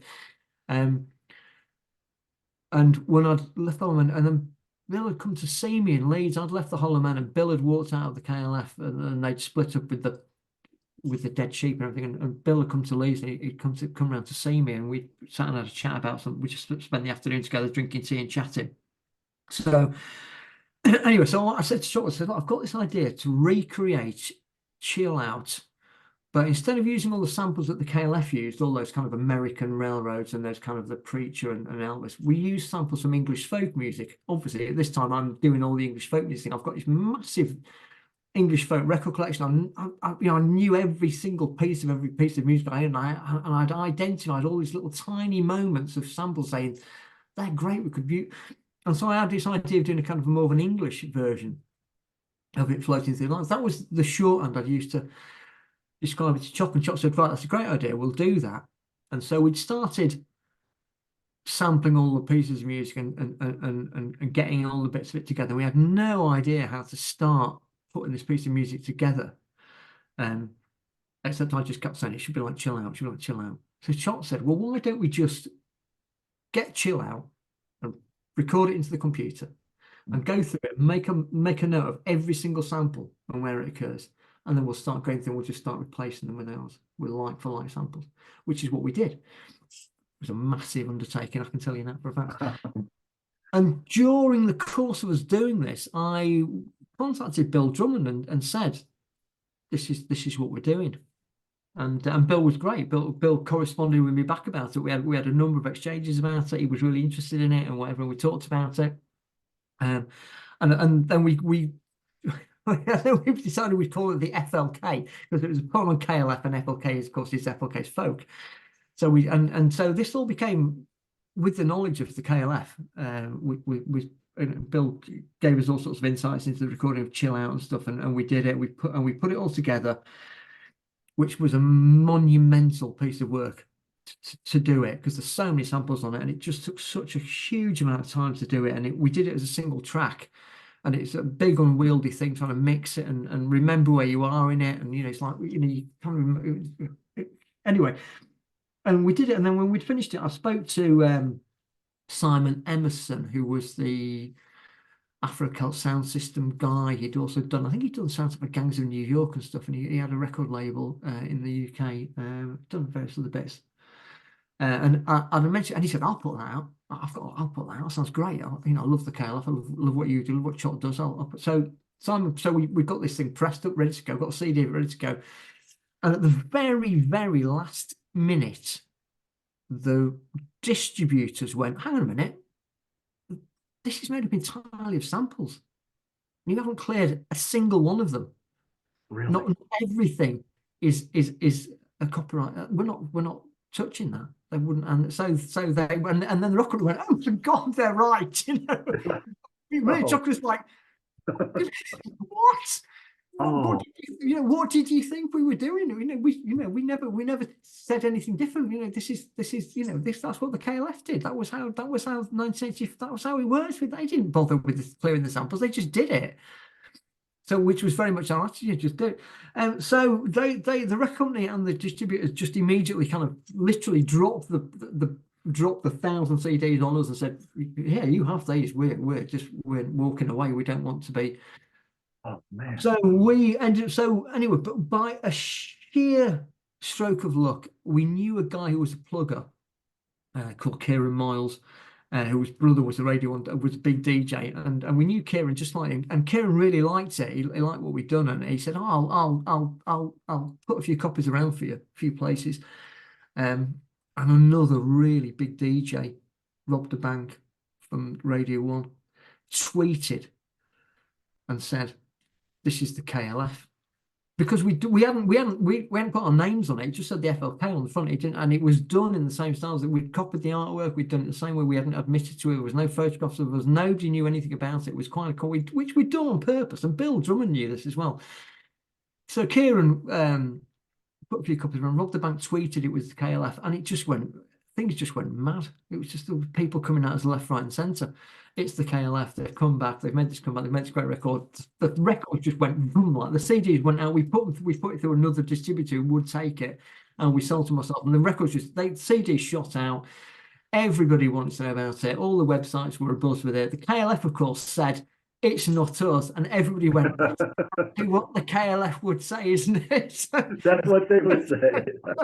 So we said nothing. We said nothing. They said nothing. It suited them to say nothing because it just kind of put more grist to them, and it suited us to say nothing because it worked fine. So we just said nothing, and it became anyway. So it became a bit of a curate's egg. I think it kind of big kind of cult thing, and then it kind of all sort of died down a little bit. And one of the samples that we used was a sample from a woman called Emily Portman from a song called Stick Stocker. We really liked this one little bit, and so we thought we'd like to make that into a bigger single. So we remixed it and made it. I did a record sleeve for her in exchange for using it. That was the only bit of copyright clearance I came anywhere close to doing. We discovered that there was a guy in the UK who had the KLF had famously had a police car, and there was a guy in the UK who had an absolute copy of the KLF's police car that he had purposefully imported from America, made it look the same as the KLF's, had the same number plate, one letter out, and everything. They've done it. It was quite an obsessive guy. We hired it, made a video using the police car. We had these kind of cow heads that we were wearing, so we were Right. in disguise. There were two of us. So again, people, and we did the video, and again, people, it's the KLF. Look at, they've got the car. And again, and it just kind of, and so again, we said nothing, and the KLF said nothing, and it just kind of went. And it was just one of those, but then weirdly, so we kind of left it at that, and I kept corresponding with Bill about it, and they were okay, but they just didn't get into it, Yeah. and we didn't get into it either. We didn't admit or deny it. We never said anything. We just kept putting bits and pieces out, and they never said anything. And people kind of kept. There was one group of people who thought we were definitely KLF, and one group who thought we definitely weren't, and another group in the middle who couldn't decide, who were hedging the bets. Anyway, then 2020, whatever it was, came around. The KLF were doing their reforming thing, which they'd always said they'd do 23 years after splitting up. And so we just decided we'd just kind of step back from it and just leave it. Yeah. It's like, okay, that ran its course. It was a great piece of music. We really loved doing it. It was a fantastic thing. Really loved it. And a great bit of fun. And we thought we'd just step away from it and let the KLF do their comeback and not get involved, which is what happened. But at the same point in time, I had an exhibition of my artwork on in London, and a guy got in touch with me and said, "Can I buy some of your work?" And it turns out he's the KLF's manager. He didn't know who I was, and I didn't know who he was. He just wanted to buy my work because he loved it. And when I spoke to this guy, it turns out he's the KLF's manager and has been right from Really? the start. And so he then knew who I was and whatever. And so the kind of, the whole thing kind of starts kind of coming around again. And I met a journalist from Electronic Sound magazine, which is a big electronic sound magazine in the UK. It's a big, a monthly printed magazine about electronic music. And the guy I met, this journalist at this event, and I was telling him, and he said, "I like the sound of that FLK album." And so they ran a feature on it because it had been like 10 years by this point in time. And he loved it. So they ran a feature on it in the magazine. And suddenly it all kind of bubbled up again. And another guy came forward and said, "I'll put it out on vinyl," because it didn't come out on CD. And so, and it went out, we put it out on vinyl. It sold out in 5 minutes. It was one of those kind of really weird things, the way this thing kind of just kept going around, like fading away and then coming back. Really kind of strange. In fact, there came a point when I kind of stood up and said, "This is me. I did this. This is not the KLF. This is me and Chop. We did this thing." I think some people still like to think it's the KLF and still like to think it was all some elaborate art ploy, which is great. The one thing though in all this is, out of all the things I've done, it's one of my favourite things I've ever done in terms of a piece of music. I don't know if you've heard it. I mean, it's on YouTube. Yeah. Copies of it are really rare. I mean, the album's really collectible on Discogs. The CDs are really hard to find, but you can listen to it on YouTube. I just love it. It's just a really lovely, complete piece of work. It's a kind of ambient trip through English folk music, like just a kind of, and it matches chill out pretty much sample for sample right through the whole kind of thing. It's just a really lovely journey. So yeah, that was just great fun. And Choc and I came back together from doing that, and then since then we've done other bits and pieces as well. It's just great being back in the studio again and working on stuff again. And Yeah. yeah. I want to ask you about the imagery, the cows. Where did that come from? Because we know where the time goes, the cover. Um, Well, it kind of reminds me of Adam Hart Mother, Pink yeah. Floyd. Well, okay. So the KLF's Chill Out album's got a picture of some sheep on it. Yeah, yeah, So that's why it's got cows in it. So it's got, so yes, it's kind of like Atom Heart Mother. It's got sheep instead of cows because we had a friend who was a photographer who had that picture of the cows, and we wanted to kind of copy the chill out look by yeah, making three that look the same. yeah, We used that kind of thing, and so that was it. So we had a friend who was a photographer who had that picture of the cows. So because we at the point when we were coming to this point, we realized that we were going to have to do it in disguise because we'd stolen all the samples. There was a massive copyright infringement. I'm admitting all this on my TV. I can't believe this. um, And so we thought we'll have to do this so that and also then that also kind of works in the kind of isn't it the KLF thing. I mean, the thing is, I'd like to kind of say that we came up with this brilliant plan and thought about all these, but it didn't happen like that. These things just happened and Right. then ended up fitting together brilliantly and making this beautiful picture. But it wasn't as premeditated as that. But anyway, we figured we have to have, so we got somebody we need to make these cow head masks Yeah. because we had the picture of the cows and because the cows matched the sheep and everything, and it just kind of one thing just ended up leading to another, and before we knew it, it was the KLF in disguise. Yeah. Yeah. Who designed the cow mask? Were you behind that? The designer, Uh, the cow mask? well, yes, I had a friend who was a props maker, and so we just sort of said we need some kind of cow head masks, the little rough like this. We had a picture of some. So there's a big tradition, a folklore tradition in England called mumming, where people kind of have disguises. And we had a picture, a really old picture of some people who had and he had a kind of woven cow's head mask on. And we'd really like chocolate. I'd really like this picture, so we thought, oh, we'll have some cows' heads made that look like that. So we'll be in disguise, and it'll match the cows on the cover. And these things all just seemed like a good idea at the time, and then, as I say, ended up retrospectively being a good idea. But it could just have easily been a disaster. You know, people could have just, who are these idiots? We could have not called it the FLK. We could have not, we could have not done so many things, and the record might have been the same, but it wouldn't have had the same impact. It just Well, ran away. It just ran away with us. right. It was a stroke of genius, as it turned Yeah, out. in retrospect. In retrospect, right? And Yeah, yeah, keeping that mystery alive. I think that's what helped too, you know. yeah. Yeah. So that well, It's called We Know Where the Time Goes because there's a Fairport Convention song called Who Knows Where the Time who Goes. knows? So Yes. that was our answer. So, yeah, we know where the time goes. It's like 15 years of us not speaking. That's where it went, and then another 2 years making this record because there's so many samples on it. It took us so long to make the damn thing.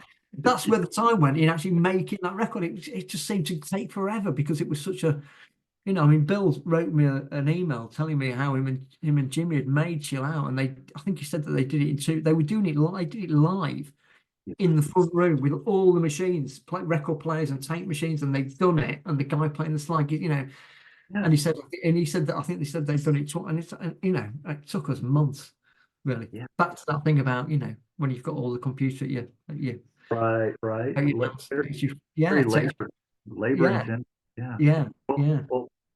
well, want to hear some about Chorus and also Cloud. Down the cloud. Okay, so we made a second FLK album called Mummers, which is it's got a white sleeve with two white cows sat on the front of it. And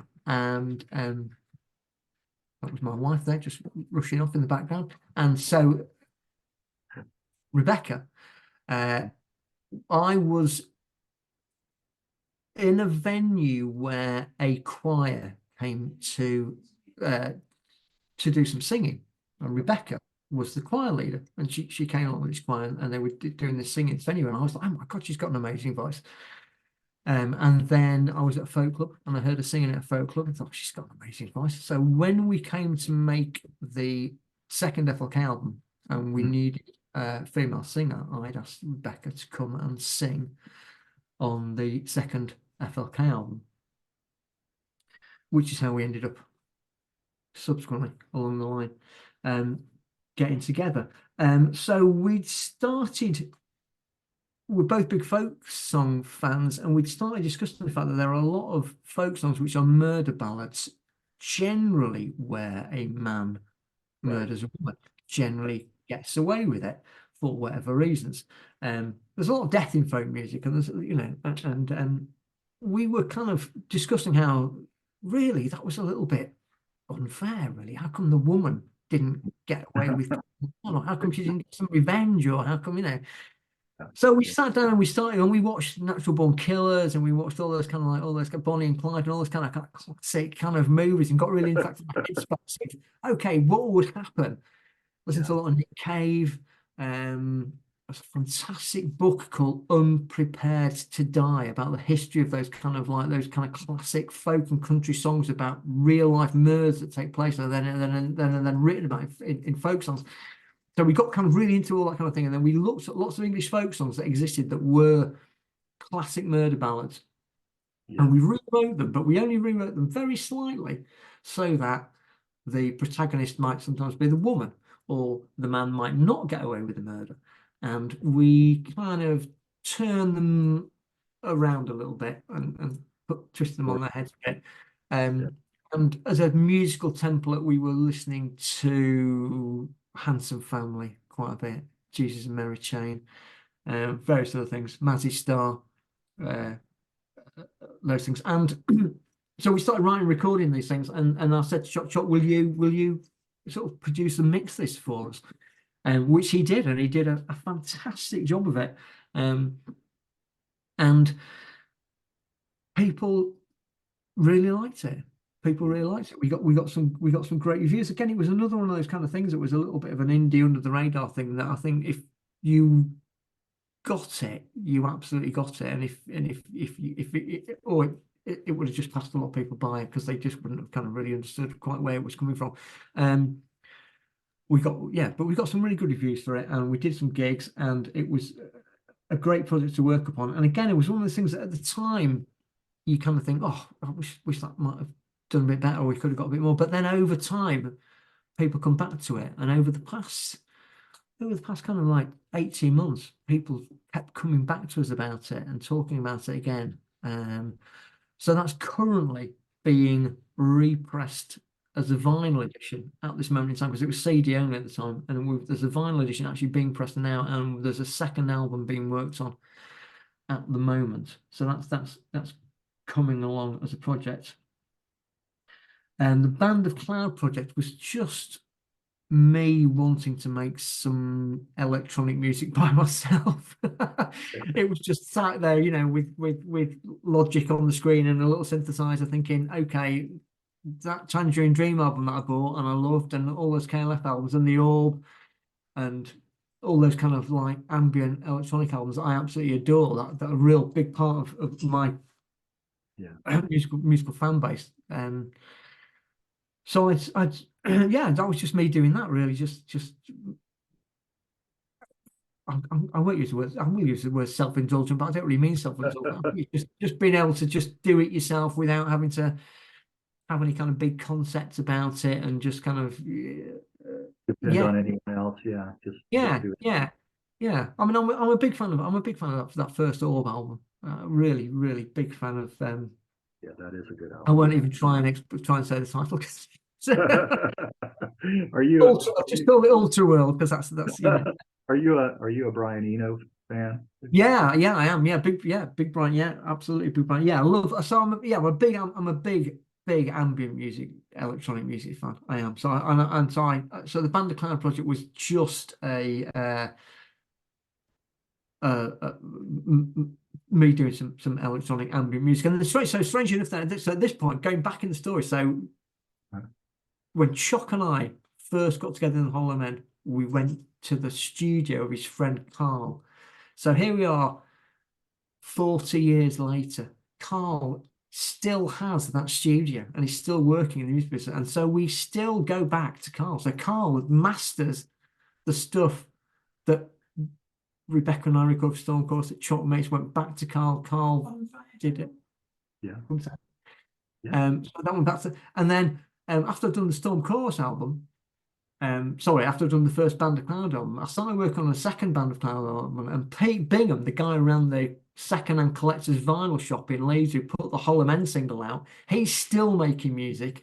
He has a band called Sendelica, who are a kind of psych rock band, really big as a psych rock band. They're really big, and Pete said, I'll play on your Band of Cloud album. I'll put some guitar on it. So I ended up making a second Band of Cloud album, the one's called A for Andromeda, which is myself and Pete Bingham. And I kind of sometimes think this is 40 odd years have passed, and those people you worked with all that time ago.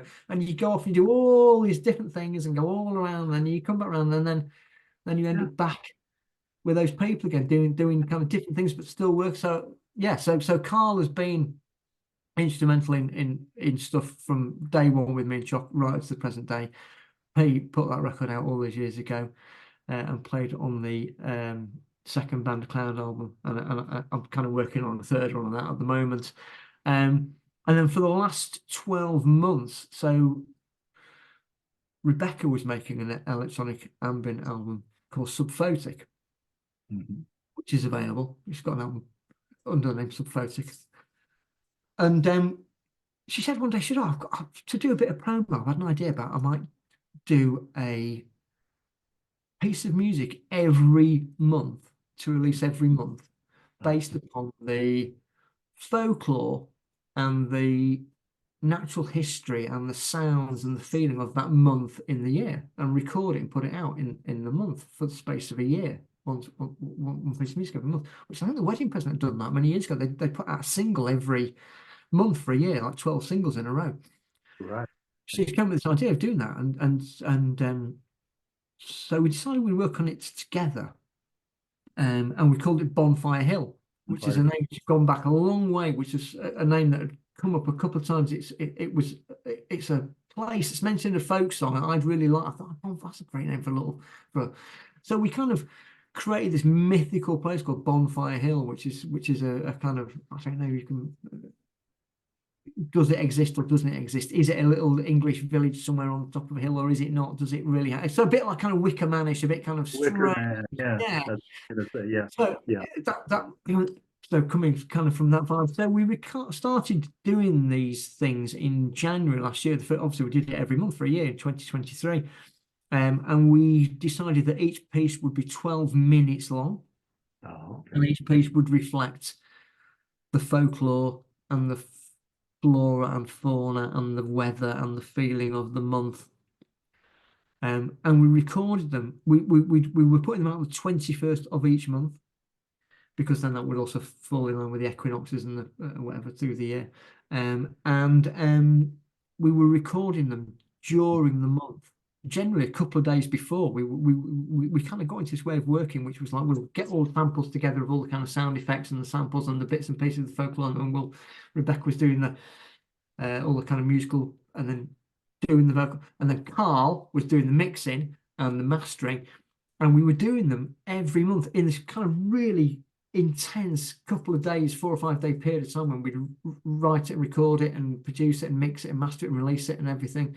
And as the year went on, obviously the sound of it changed as the weather got warmer, and the feelings changed and everything, and life takes over. And sometimes meeting the deadline was really, really hard work, and sometimes they were quite intense, and as it's gone on, it just became this. It's where some things sometimes become bigger than than of themselves, and people just start to really get into it. There were people writing to us saying, "I haven't listened to it yet. I'm going to wait until you've got to December and listen to them all in one go." And Mhm. other people absolutely desperate on the 21st of every month to hear what we were going to put out, and we went through the year doing, and it was just a phenomenal project. And it just we were putting them out on Bandcamp, and people just loved it. It got loads of plays, and loads of great reaction, great responses, and loads of people come back. So it just turned out to be a really fabulous thing to do, which we thoroughly enjoyed doing, even though at times it was quite intense. And then we've just got to the end of the year on that one. That is about, because obviously that's 144 minutes, so it's not easy to release as a physical copy, but that's now about to come out on CD. And because we couldn't, it's not a handy little thing for you just to dip into. You've got, it's like a suite of music now. It's like a complete overture. So we thought, well, we need to kind of do maybe an edited down version of it, which we found or thought might be really hard to do, because you've done 12 minutes, and every 12 minutes that we did really counted for all 12 months. And how do you edit down 12 minutes to, whatever? So we went back to Pete Bingham from Sendelica, who'd put done the record collecting guy, and Pete does a bit of remixing, and he hadn't heard it particularly, he hadn't really followed it. So when we gave it to him and said, "Pete, can you edit this and remix it?" He came to it with fresh ears, and just literally went listened to each month and went, that bit there's great. I just pulled the best bits out and just did a single mix, two 6-month mixes for two sides of vinyl, and just made this kind of fantastical psychedelic version of it now. So it's like some kind of like weird psychedelic Wicker Man soundtrack that Pete's made of it. And he's quite phenomenal. We're quite astounded by it, and so that's coming out shortly. That's currently being pressed on vinyl now as well, and it's going to be released on vinyl very shortly. And as I say, you know, Pete's got a massive fan base of stuff that he sells to, with this kind of psych stuff, and yeah, we're really excited about that one when that comes out. It's yeah, yeah, my current thing we've done today. When do you think that'll come out? So we've just set up our own record label called Bonfire Hill, and we are putting out the Sendelica remix is being pressed now. Will probably be out by midsummer, by if not before that, 1st of May, did we say 1st of May? Hopefully the 1st of May for that. The Storm Chorus album is being repressed and will be coming out probably again. I would have thought that'll probably be more like June, ready for when the second one's coming out. And then Rebecca's Subphotic album is coming out again on that as well. And I'm going to put the Hollow Men album out as well, probably on Bonfire Hill, when I actually get around to compiling it and pressing it, which is imminent. I just actually because obviously I've got all these other things to do, which is why the Hollow Man album hasn't come out, because I've just been doing other stuff, you know. And Chuck's the same, you know. Chuck's working on all sorts of bits and pieces. You know, he's the same. I speak to him and sort of say, you know, can we decide on a track listing for the Hollow Man album? He'll be like, yeah, I've got time to do that. I've got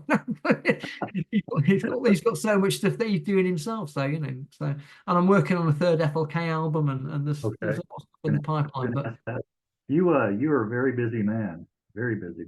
Yeah, but yeah, it's what you love. It's what, you know. So it's quite weird. I think being able to earn a living as a musician nowadays is a lot harder than it used to. But managing to work in music all the time is, you've got to be quite flexible. You know, so Chuck does bits of producing and mixing for people, and he runs a venue and puts gigs on. So that's, you know, that's him. He's working in music full time because he's doing a variety of things. So I'm the same. You know what I mean? I've got to put bits out, I do bits of this and bits of that and bits of the other. And I think people who, if you're lucky enough to still 40 years later, I mean, obviously, if you're, you know, if you're in a big band and you've sold millions of records around the world and you've got a legacy and a catalogue and you've got a constant income stream from your publishing, then that's okay. But for people who have maybe been in indie bands or just kind of kept bobbing along, to be able to still be working with some of the same people 40 years on and still be able to make enough money, I think it's quite, you've got to work hard at it, but I think it's quite a lucky position to be in. But I think probably not so many people. I mean, I don't know, you interview a lot of people. I don't know how many of them still manage to, or how many of them now are doing, you know, ordinary day jobs, or how many manage to maintain a music job. Right. Yeah. Not very many. Yeah. No. Yeah. So yes. So I do feel quite lucky that I've managed to maintain doing that, and that I'm lucky to still be working with some of the same people as well that I was working with all that time ago. Yeah, keep that friendship going and kinship with those people. Yeah. Well, and you still have time to balance out the graphic design too. Work with that as well. Yeah, there's not enough hours in the day or days in the week for me sometimes, but you know, it's like I'd rather be. I always say I'd rather have too much work than not enough work. Really, it would be a poor show if I was scrabbling around for work. But I've always got plenty of stuff to do, and I've always got enough ideas, and I always just manage to keep going and keep going. Yeah. But they say idle hands and devil's workshop. Yeah. Yeah, it's one of those guys. Yeah. You can sleep when you're dead. It's one of those kind of things, isn't it? You just there you go.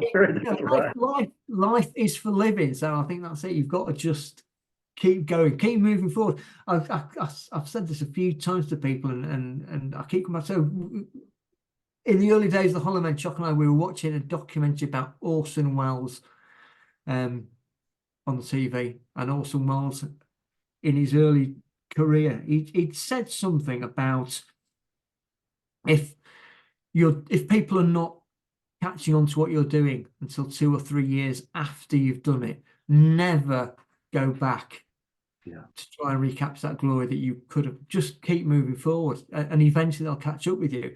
And when we were quite taken by that, I thought, actually, that's really good thinking. Yeah, if you've done something and you're really ahead of the curve, and then 2 years later that's the hip thing, don't go back to recapture it, because it just won't work. You just look, just keep moving, and eventually that the curve will you'll be on. And so we've kind of, I think that's probably why when we've spoken about redoing Hollow Men stuff, I think that's probably why we've both said no, because we've always just said, gotta just keep putting stuff out and keep moving forward, and just Yeah. keep moving forward.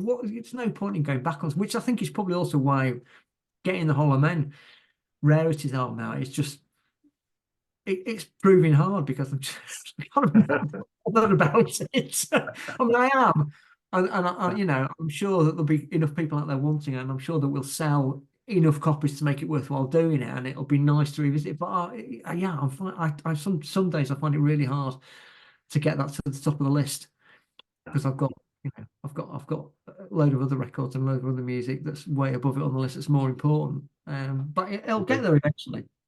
As I say, your plate is very full. Yeah. Yeah. Yeah. Well, I appreciate it, David. It's been very enjoyable. Did you have anything else you'd like to add, or plug, or anything? Look, yeah. Well, yeah. Check out Bonfire Hill for people who are interested in. Check out the Bonfire Hill stuff. Obviously check out the Storm Chorus stuff. Check out the FLK stuff. I mean, if you can get hold of a copy of We Know Where the Time Goes, well, good luck to you if you can get hold of a copy of it. I mean, as I say, the vinyl was sold out in minutes and was on Discogs within 24 hours at £175 a copy. I think it was ridiculous. Mhm. That's a fantastic piece of work. I'm really, really proud of that piece of work, and I know Chock is as well. Yeah, that's it really, I think. Thank you All very right. much. You're very welcome. Keep pressing on. Thank Keep you. doing what you're doing, and all the best to you. And we will keep in touch, Yeah, both of us. And I will send you a link of this once I get it edited a little bit, thank you. and you can post it on your socials, Yeah, and thank you. let everybody know, see what kind of traction, see what kind of response we get. So yeah, Yeah, it's been a real pleasure, David. yeah, thank you. Likewise. All right, lovely to meet you and to speak, and we'll stay in touch. All right, all right. Well, all the All best to you. All right. right, thank you. Bye bye.